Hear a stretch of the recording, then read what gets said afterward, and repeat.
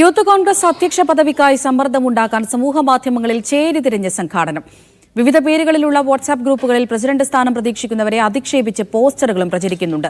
സംസ്ഥാന vice president Abin വർക്കിയെ പിന്തുണയ്ക്കുന്ന ഗ്രൂപ്പുകളാണ് ഏറ്റവും സജീവം. യൂത്ത് കോൺഗ്രസ് സംസ്ഥാന അധ്യക്ഷ സ്ഥാനത്തേക്ക് 4 പേരുകളാണ് പരിഗണിക്കുന്നത്. ബിനു, അഭിജിത്ത്, ജനീഷ് എന്നിവരെ അധിക്ഷേപിക്കുന്ന പോസ്റ്റുകളാണ് വ്യാപകമായി പ്രചരിക്കുന്നത്. നേതാക്കളുടെ പെട്ടിപിടുത്തക്കാരാണെന്നും വിദ്യാഭ്യാസ യോഗ്യതയില്ലെന്നുമാണ് പ്രധാന ആക്ഷേപം. അബിൻ വർക്കിക്കായി സമ്മർദ്ദമുണ്ടാക്കാനും പദവി ലഭിച്ചില്ലെങ്കിൽ കൂട്ടുരാജി വേണമെന്നും യൂത്ത് കോൺഗ്രസ് സംസ്ഥാന സെക്രട്ടറി അരുൺ പാലക്കുറിശി ഒരു ഗ്രൂപ്പിൽ പറയുന്നുണ്ട്. ഇയാൾക്ക് വേണ്ടിയിട്ട് പറയേണ്ട കാര്യങ്ങൾ പറയുകയും അതോടൊപ്പം ഇത് വേറൊരു രീതിയിലേക്ക് കൊണ്ടുവരികയും ചെയ്തിട്ടില്ലെങ്കിൽ വല്ലാത്ത രീതിയിലുള്ള ഇഷ്യൂസുകളിലേക്ക് പോകും.